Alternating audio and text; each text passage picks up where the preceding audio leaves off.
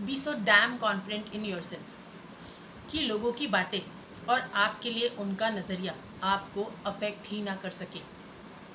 Let them speak, let them hate you, let them dislike you, let them jealous of you. जलने दो जो जलते हैं आपसे।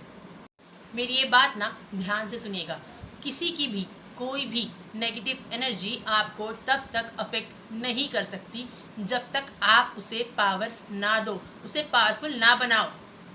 और मुझे बताइए, किसी भी एनर्जी को हम पावरफुल कैसे बनाते हैं? उसे सोच सोच कर, है ना? Because everything is here, everything is in your mind. हर चीज़ की शुरुआत यहीं पर होती है।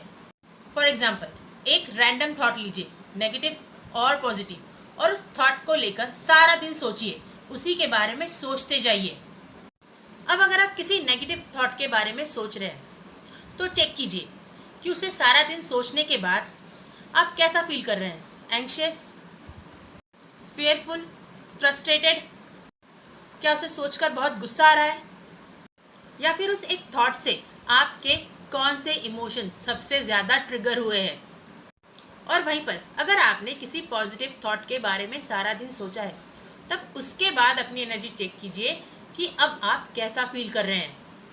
आप खुद ही समझ जाएंगे कि जब आप किसी भी पर्टिकुलर नेगेटिव और पॉजिटिव थॉट को एनर्जी, कंटिन्यूसली एनर्जी देते हो, तो उसका आपकी वेलबींग पर क्या असर पड़ता है, आपकी मेंटल हेल्थ पर क्या असर पड़ता है। तो अगर आपको लगता है कि लोग आपसे जलते हैं और आप उसी थॉट को कंटिन्यूसली एनर्जी दिए जा रहे हैं, मतलब आप उस एनर्जी को पावरफुल बना रहे हैं और आप खुद ही उस एनर्जी को, उस नेगेटिव एनर्जी को अपनी ओर अट्रैक्ट कर रहे हैं, तो यहाँ हमें किसी भी नेगेटिव थॉट को एंटरटेन नहीं करना है, उसे पावर नहीं देनी है। और अगर फिर भी आपके माइंड में उसी नेगेटिव थॉट को लेकर कंटिन्यूसली ओवर थिंकिंग चल रही है, तो ये कहना शुरू कीजिए, reject reject reject, this is not my energy, ये मेरा थॉट नहीं है, सो आई रिजेक्ट इट। आप ऐसा करके अपने सबकॉन्शियस को ये मैसेज दे रहे हैं कि ये एनर्जी आपकी नहीं है, ना ये थॉट आपका है।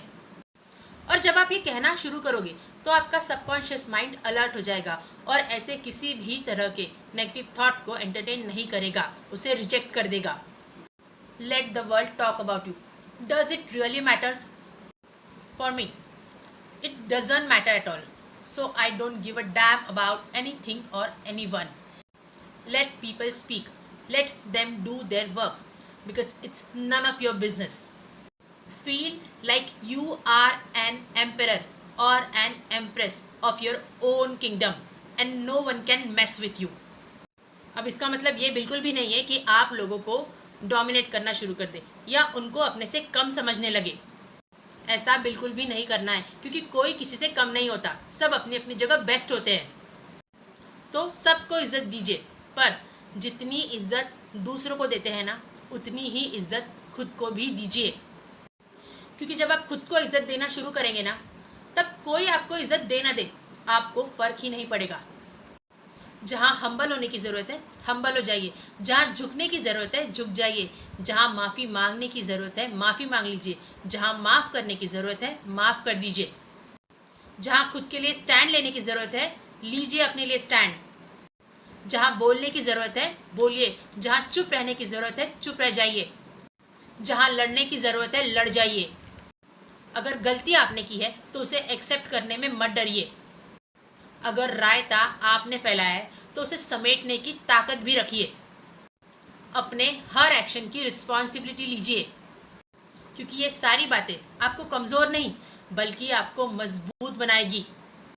Always remember, self confidence is a superpower. Once you start to believe in yourself, magic starts happening. Be confident in who you are and proud of who you are becoming.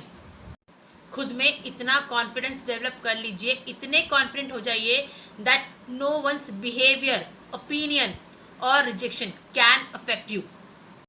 No matter what, always stay true to yourself, because it makes you powerful. हमेशा ध्यान रखिएगा that no one is you and this is your power. So believe in yourself. जय श्री कृष्ण।